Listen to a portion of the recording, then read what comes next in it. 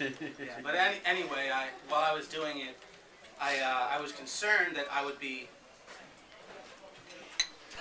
That I would be I way did off that base. once today already.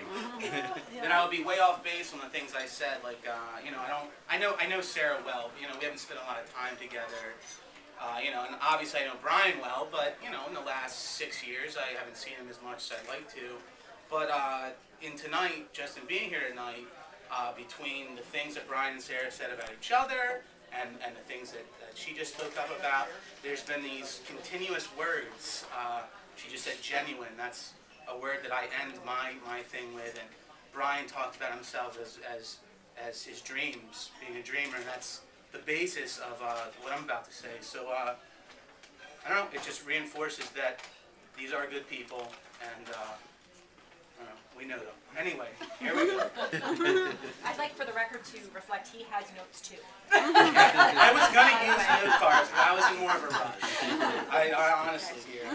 I apologize to this, I swear I'm a better public speaker than this. But I want to start off with a quote by Oscar Wilde. He said, "A dreamer is one who can only find his way by moonlight, and his punishment is that he sees the dawn before the rest of the world." This reminds me of Brian. Anyone that knows Brian knows that he's the consummate dreamer. I've stayed up nights with him. We used to live together for years.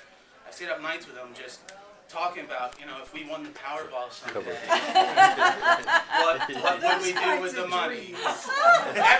Everyone's done that. But this illustrates. This is I remember having good times with Brian and thinking about that.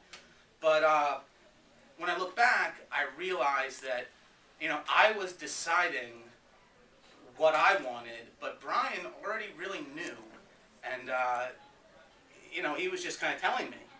And that's the type of guy he is. He knows what he wants. I remember one time when we were living together, he wanted a new TV.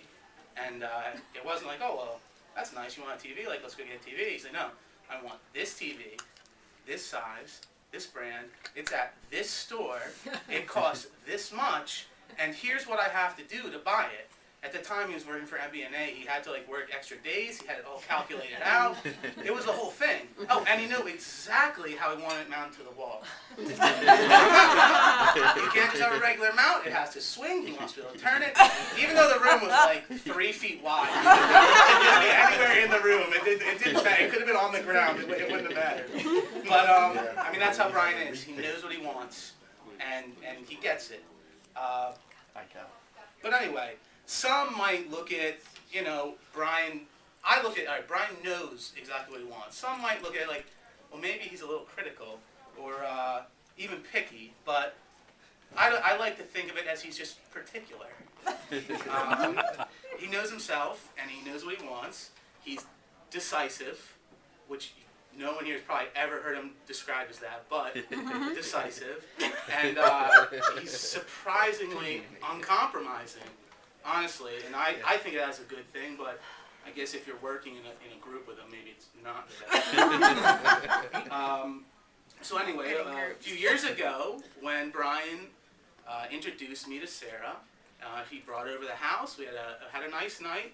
I knew right then that this girl was going to just be the woman that completed him because of who he was and how he thought about things. And over the past few years, all they've done is prove what I knew, that day, and they have. They've gone through some, what I'm gonna call trying times, and they've done. That's for sure. Yeah, I'm understating a little bit, but they've done everything they've had to stay together and stay happy, and I admire that, and it's. I don't know, it's that affection that's brought them together and kept them together. Some can say, I bet some of that is the love they have for each other, and that love's kept them together. And I'm sure probably even a larger portion of that is Sarah's just incredible capacity for putting up with Brian shit. True story. But there's one more thing that I know I know is the reason for that, and it actually goes back to the Powerball thing. I didn't mention this, but every time we'd have that conversation, all the things that Brian would want the most had nothing to do with him.